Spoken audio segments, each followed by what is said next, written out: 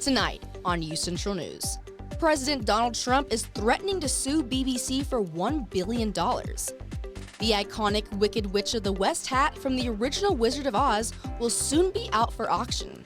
Chelsea Rios will have your social media news. Stay tuned for Phil Rodriguez's college football picks. It might be November, but it feels like spring. Sam Fraley will have your weather updates. Live from Central Oklahoma, this is UCentral News.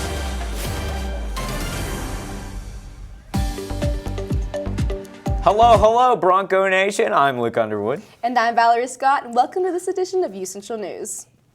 President Donald Trump is threatening to sue the BBC for at least $1 billion. In a legal letter sent Monday, Trump says the British broadcaster defamed him in a 2024 documentary about his campaign. The threat follows the BBC's admission it made a serious error of judgment in how it edited Trump's January 6, 2021 speech to supporters. Two top executives with the broadcaster have already resigned. The scandal has gripped British media and has reignited a political fight over the BBC's funding and future. The BBC said it is reviewing Trump's letter and will respond in due time. President Trump also has pending lawsuits against the Wall Street Journal, the New York Times, and the Des Moines Register. President Donald Trump is defending the United States' need for skilled foreign workers. During an interview with Fox News on Tuesday, the president said the U.S. does not have enough talented workers to fill jobs domestically. When pressed that the U.S. does have talent, Trump disagreed. And despite his immigration crackdown, the president says the H-1B visa program helps fill a void and allows skilled workers to come and continue into the country. In September, Trump signed an executive order that requires anyone wanting an H-1B visa to first pay a $100,000 application fee. The longest federal government shutdown in U.S. history could be over within days. For the first time in nearly 2 months, House lawmakers are gathering in Washington for floor votes. They're poised to consider a stopgap funding bill that the Senate has already greenlit. If it becomes law, the government will reopen and furloughed workers will return to their jobs. Amy Kiley reports on how quickly that could impact SNAP benefits and air travel.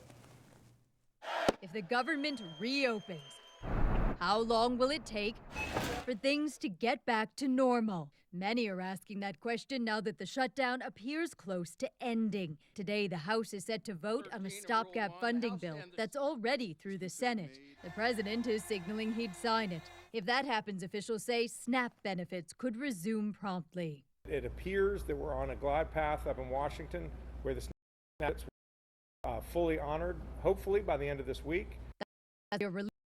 40 million Americans who rely on SNAP for food. I'm trying to do my best to shield my daughter from how concerned I am, but at the same time, she is seeing the difference in our cupboards. She's seeing the difference in her meals. The timeline for air travel returning to normal is less certain. The FAA is still forcing flight cancellations due to air traffic controller shortages. Transportation Secretary Sean Duffy says they'd get 70% of their back pay within 48 hours of the government reopening. But I'm concerned that we're not going to have on day one controllers come back into the towers right away. Duffy says he'll rely on data to decide when the FAA can lift shutdown-related flight restrictions. We're trying to manage risk in the system to make sure people fly and fly safely. I'm Amy Kiley reporting. Democrats largely oppose the stopgap bill because it doesn't guarantee certain Obamacare subsidies won't expire. If Congress doesn't extend them, the cost of health insurance could more than double for millions of Americans. You know, I was out today and I was prepared for it to be cold like it had been this weekend, and then the sun was out. Yeah, it felt pretty good outside today. Sam, what's it looking like out there right now? Hey guys, Sam Fraley here with your first look at weather. It is currently 67 and sunny here in Edmond. We've got some very low winds, southeast, 6 miles an hour with gusts up to 9 miles an hour.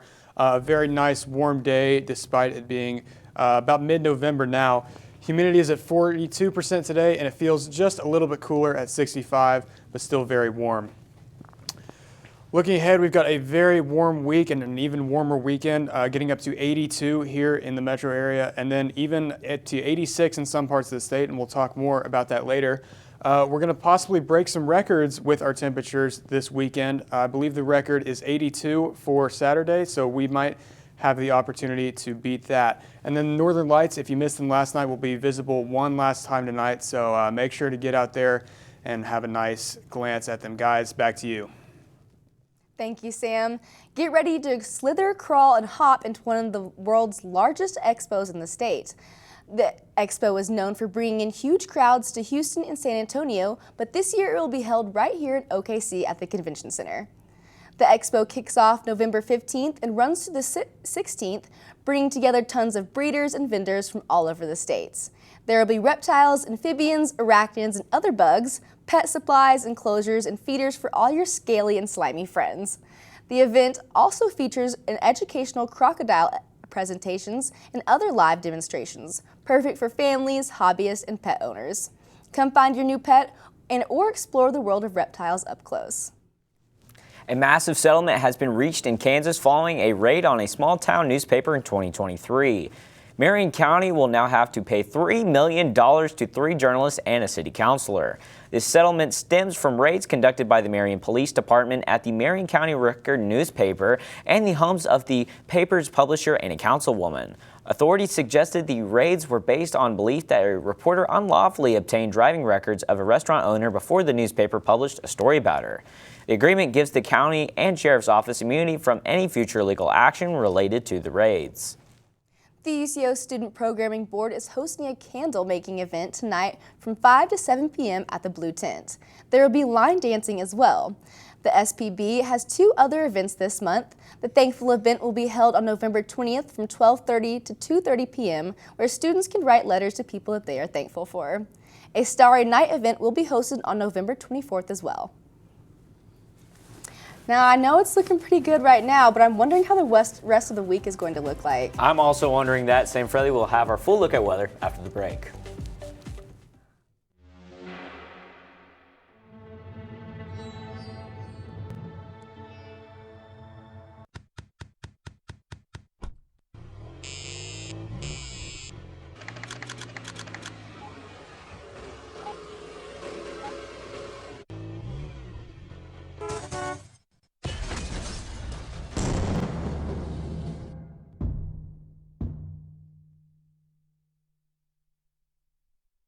It's time to explore, to come out and play.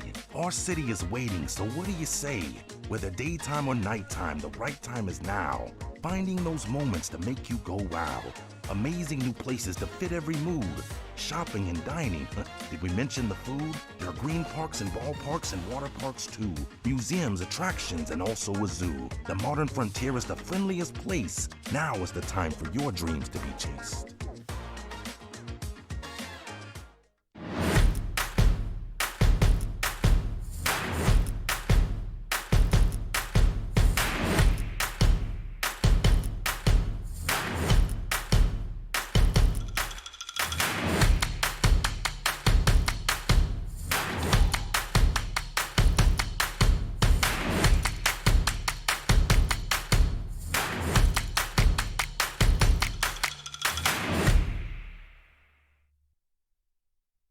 It's the Roadway Replay. Time for the lightning round, Brian. Let's rewind your drive to work. How far did your car travel while you checked your phone? 20 feet, 100 feet, the length of a football field? 100 feet. Oh, sorry, Brian. In just 3 seconds on the highway, your car traveled the length of a football field. Distracted driving? It's no game.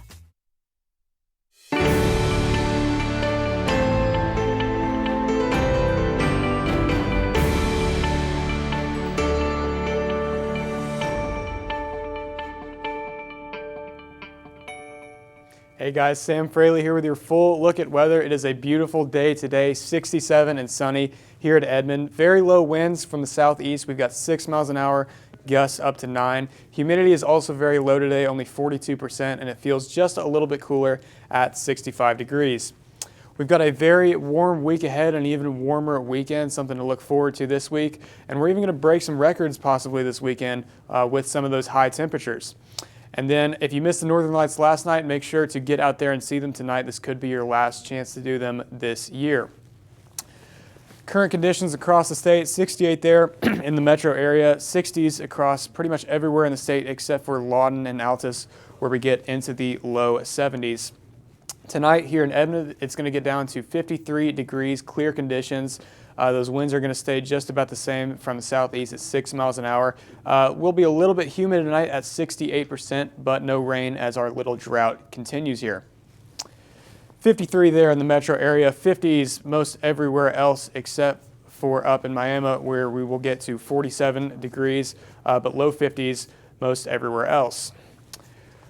Tomorrow it should be about the same as today, maybe a little bit warmer, 77 there in the metro area. Our high point in the state there is 80 down in Altus, and we do have a little bit of cloud cover across a couple of those northern counties, but mainly upper 70s across the state. And then Saturday, as I mentioned before, is going to get very, very warm. So I'm going to show you Saturday's highs as well. We have 82 there in the metro area, and everywhere south of Tulsa is going to be in the low 80s. And then even we see Lawton and Altus get to 86. That will be the record if it happens for November 15th on Saturday. So a very, very warm fall that we continue to experience here. Tomorrow morning, the sun will come up around 7:04 a.m. It'll be about 59 degrees. And then as we get to around lunchtime, we might have a little bit of cloud cover, 67 degrees, and that cloud cover will stick around through the evening as the sun sets around 5:24 p.m., 70 degrees. Looking at this week, 76 tomorrow, and then we'll get up into the 80s Friday and Saturday, 80 on Friday, and then 82 on Saturday. And then we'll cool down to 77 there on Sunday. Monday, we go right back up to 80, and then we get some cloud cover that will come in Tuesday and Wednesday to cool us down a little bit. Now, guys, I personally did not get a chance to see these Northern Lights last night, so I will definitely be making sure to get out there. How about y'all? I definitely went out there for quite a few hours last night with my brother, got some good pictures, and I'll certainly be out there tonight. It's so warm, too. We usually don't get this when we see these Northern Lights, so it's just great to get out there and see this beautiful, beautiful sky. How about you? I really hope I will find the time to be able to. I know I'm going to be very busy tonight, but I do hope that I should have a little bit of time to go look at it. Definitely. Yeah. All right. Thank you, Sam. An iconic musician is making her acting debut, but who is she? And what kids' movies are coming to theaters? Chelsea Rios has more on your social media update after the break. Rugged, rough, built for the road ahead. Sometimes I feel like a shell of a man. Commercials are fake. What you're feeling isn't. Call or text 988, Oklahoma's mental health lifeline.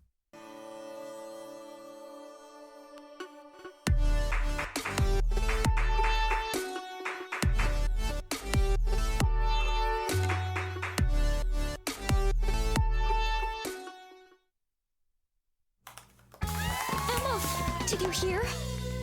Todd's in the hospital. Who's Todd? He got a collapsed lung from vaping. He thought it was cool. Not cool. Promise you won't vape, Emma. It can lead to a lifelong addiction, and we can't be friends if your lungs collapse. Bogus. Wacky sitcom teens aren't the best people to talk to your kid about vaping. Hey, you got a minute? You are. Start the conversation with your child about vaping today.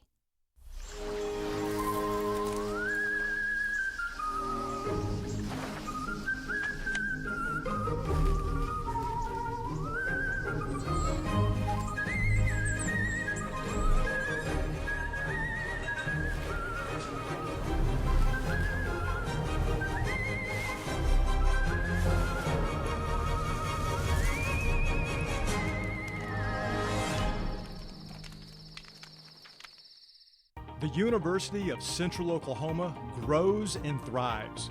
We move forward, daily living the Bronco way, being reflective of our neighborhood, community, history, and Oklahoma. This is what has made us who we are. Oklahoma's Metropolitan University, the third largest university in Oklahoma. This is where movement is.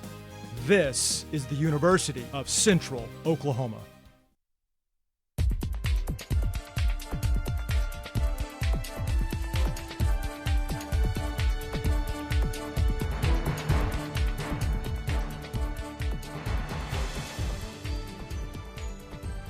Hello, Broncos. I'm Chelsea Rios, and this is your social media update. Jimmy Kimmel's in-house bandleader has died.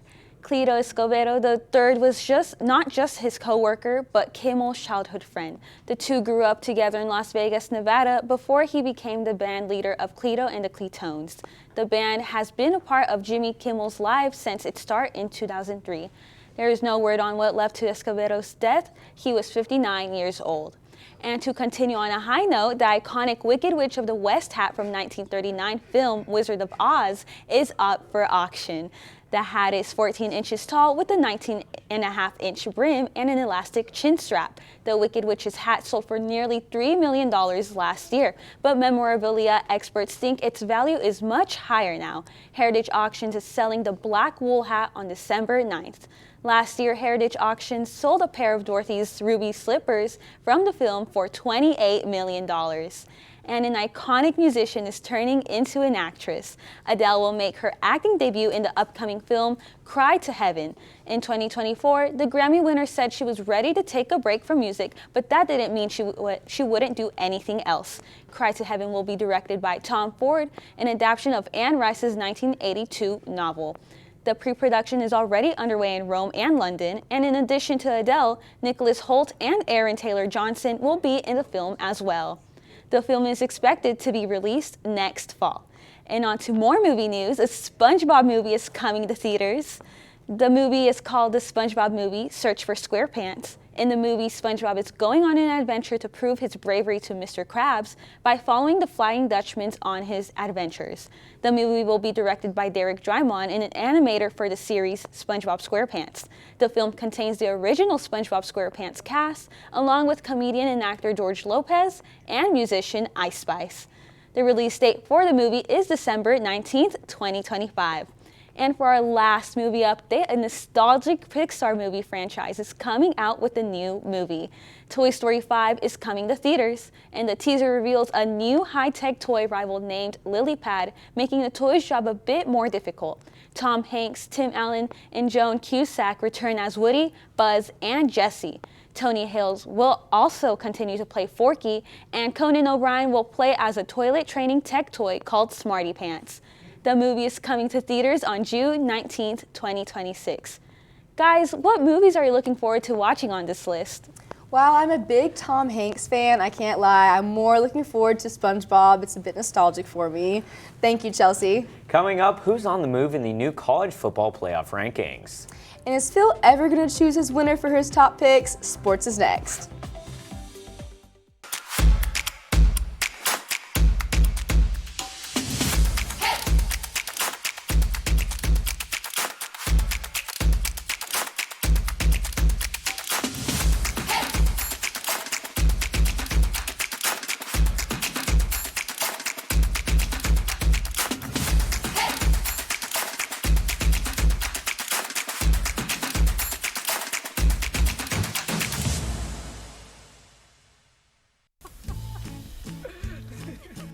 Sometimes it makes everything funny.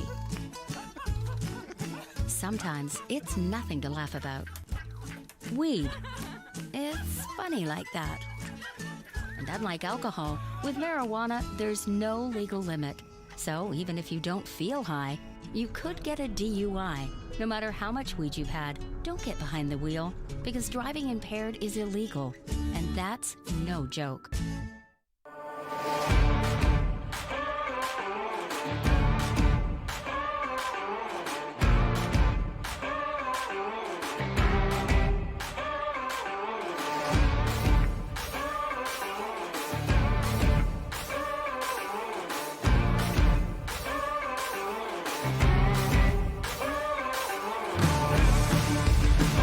Hooves up, roll Chos. Today's a great day to cheer on the Broncos.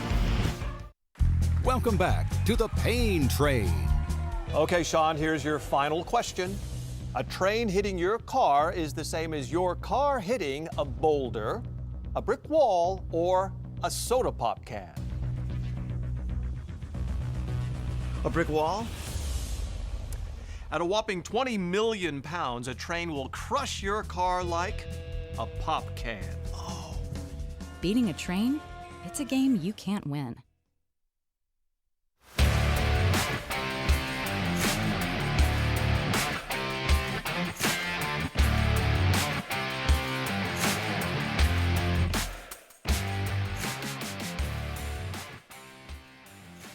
Happy Hump Day, people. Thanksgiving is coming. Is your belly ready?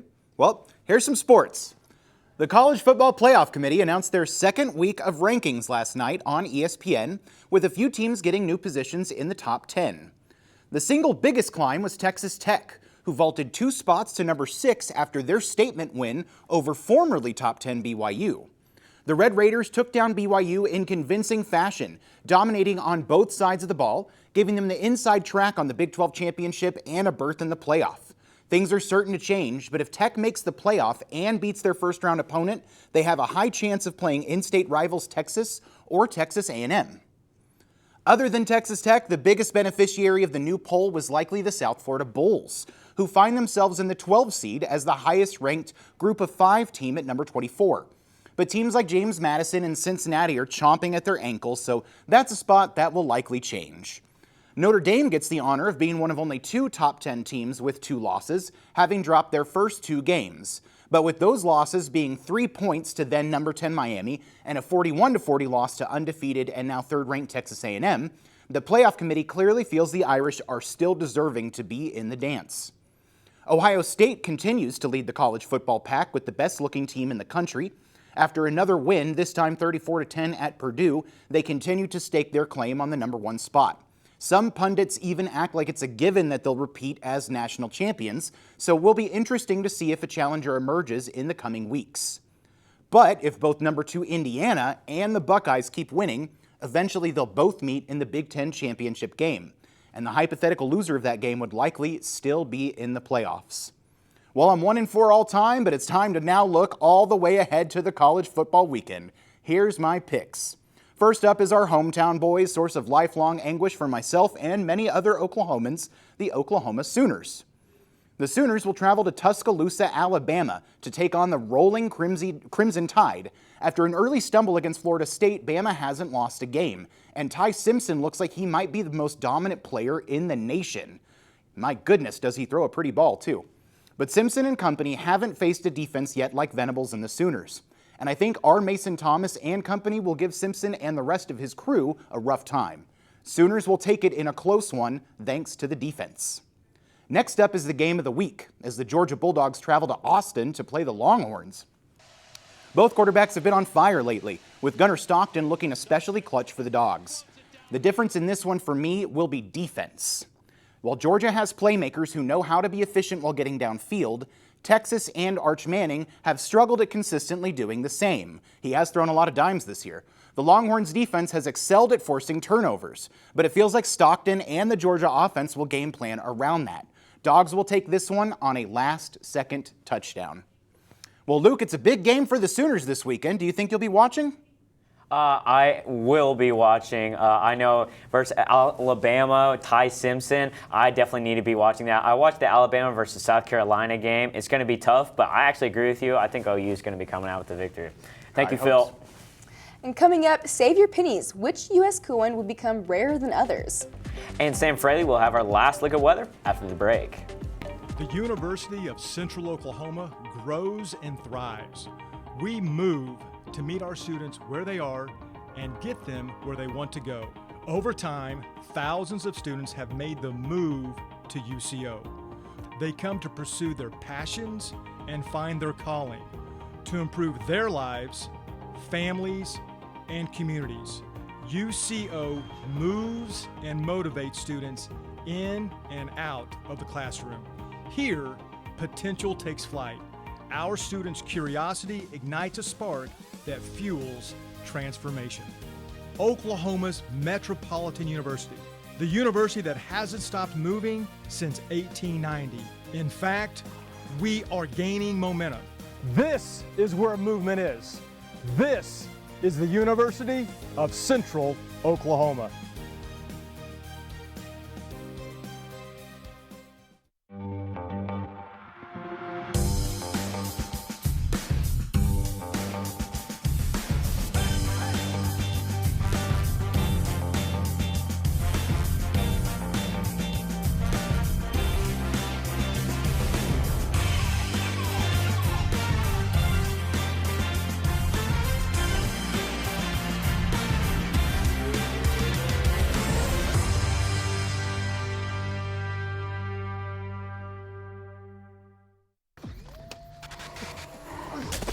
Multiple studies have shown that marijuana can slow both driver reaction and response time, which can be really dangerous.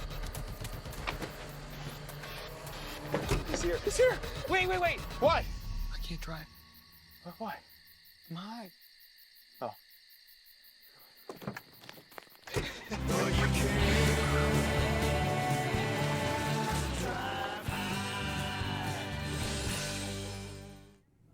The penny is suffering the same fate as the dodo bird or the 8-track player.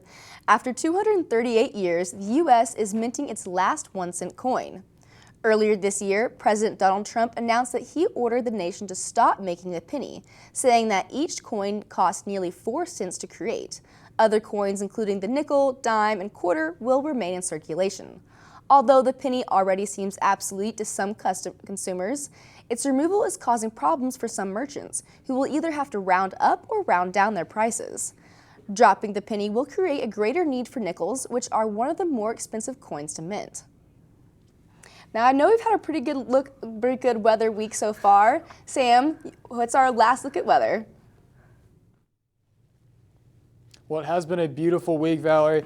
Tomorrow the sun is going to come up around 7:04 a.m., 59 degrees, very sunny in the morning. And then as we go on throughout the day, we are going to get a little bit of cloud cover into the evening, 67 around noon. And then 5:24 is when that sun is going to set behind those clouds at about 70 degrees. Looking ahead at this week, 76 tomorrow, and then we get up to 80 on Friday, and then all the way up to 82 there on Saturday in the Edmond area.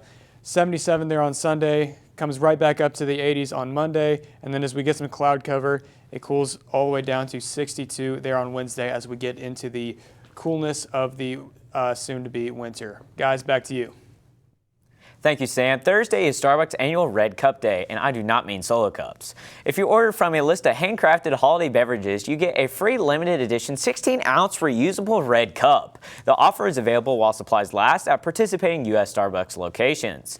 But the giveaway could be affected by labor relations. Starbucks union members voted to approve a nationwide strike on Red Cup Day unless a contract agreement is reached. Starbucks Workers United didn't say how many locations would be affected. However, workers in at least 25 cities are planning to strike, and more locations could be added. The union cited the gap between what workers get paid and how much money the CEO makes in their contract demands.